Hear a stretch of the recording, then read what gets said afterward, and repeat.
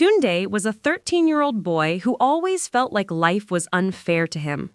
Every single day felt the same. He woke up tired, walked to school with old shoes that made his feet hurt, carried a backpack held together with tape, and hoped no one would notice how worn out everything he owned looked. Sometimes he wished he could disappear, so people would stop laughing at him. But every morning his mother said, "Don't lose hope, Tunde. Your time will come." He would smile for her, but deep inside, he didn't believe it. After school one Thursday, the sky suddenly turned dark. Strong wind blew dust into the air. Before Tunde could hurry home, heavy rain started pouring down. He covered his books with his shirt and ran. He didn't care how wet he got, he just didn't want his notes to be ruined. While running, he spotted a small old shop he had never entered before. With no other choice, he dashed inside. The shop felt like another world. There were boxes everywhere, shelves filled with old objects, radios with missing buttons, watches with broken straps, and strange items Tunde had never seen before. Behind a wooden counter sat an old man with wrinkled hands and a soft smile. He looked up at Tunde and said kindly, "You can stay until the rain stops. Don't worry." Tunde nodded and stood quietly near the door. As he waited, something shiny caught his eye. On a little wooden table sat a small golden lamp. It wasn't bright, but it had a warm glow that made Tunde take a step closer. He picked it up. It felt surprisingly heavy for its size. "That lamp," the man said suddenly, "is a very special one." Tunde almost dropped it from surprise. "Special? How?" The man smiled. "It keeps promises." Tunde narrowed his eyes in confusion. "Keeps promises?" "Yes," the man replied. "If you hold the lamp and make a promise to yourself, the lamp will help you, but only if you keep your side of the promise."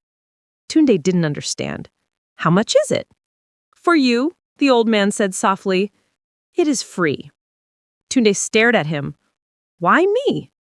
The man looked at him carefully and said, "Because you are a boy who has forgotten his own strength." Tunde didn't know what that meant, but he accepted the lamp. When the rain stopped, he thanked the man and hurried home. That night, after finishing his chores, he took out the lamp again. He wasn't sure why, but he held it tightly and whispered, "I promise I will work hard in school. Please help my life get better." He waited for something magical to happen, a flash of light, a sound, anything. But nothing happened. He sighed, put the lamp next to his pillow, and fell asleep. The next morning was different. In school, he understood everything clearly. Even lessons he normally struggled with suddenly made sense. His handwriting was better. He finished his classwork early.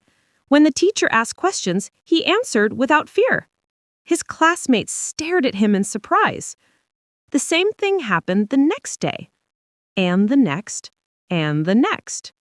He remembered the lamp. Maybe it really worked. Days passed. His grades improved fast. Teachers praised him. His mother hugged him proudly. His father even bought him a small snack one evening and said, "You're doing well, my boy." For the first time in his life, Tunde felt good about himself. But after a few months, something changed. Tunde wanted more. One night, he held the lamp again and whispered, "I promise I will always work hard. Just make me the best student in the whole school." At first, the promise worked again. He became faster at learning. He understood everything. Students asked him for help. Teachers gave him extra responsibilities. Even the principal noticed him. But then Tunde got tired. Studying every day, waking up early, sleeping late, the pressure of trying to be number one made him feel exhausted and afraid of failing. He started skipping study time. He rushed homework. He began lying to his mother, telling her he finished studying when he didn't. Slowly, everything fell apart. He forgot answers, he failed a class exercise, he froze during a test. Teachers stared at him in disappointment. His classmates whispered behind his back, "I knew it was fake. He must have cheated before. He isn't smart at all." It hurt deeply. That night, Tunde grabbed the lamp and begged, "Please, I will work hard. Please help me again." But the lamp did nothing. He shook it. He rubbed it. He cried. He held it to his chest. Still nothing. The lamp stayed completely silent. Tunde finally understood. He broke his promise, not the lamp.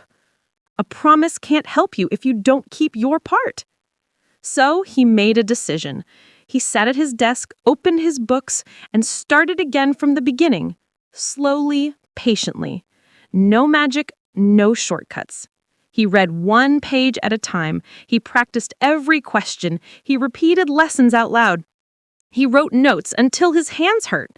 He stayed up late, not because of magic, but because of determination. At first, his progress was small, but every day it got better. Weeks passed, then months. Teachers began noticing his new effort. Students stopped laughing. His parents grew proud again. And this time his improvement came from discipline, not magic. He wasn't the top student, but he was respected. He was steady. He was strong. One day after school, the principal called him into her office. "Tunde," she said kindly, "you may not be number one, but you are the most hard-working student we have. You don't give up. That is real success." Her words warmed his heart more than any award ever could. At the end of the school year, during the closing ceremony, Tunde received an award for Most Improved and Most Determined Student. His classmates clapped loudly. His mother cried. His father lifted him in a hug. It was the happiest moment of his life. Later that evening, Tunde walked back to the old shop.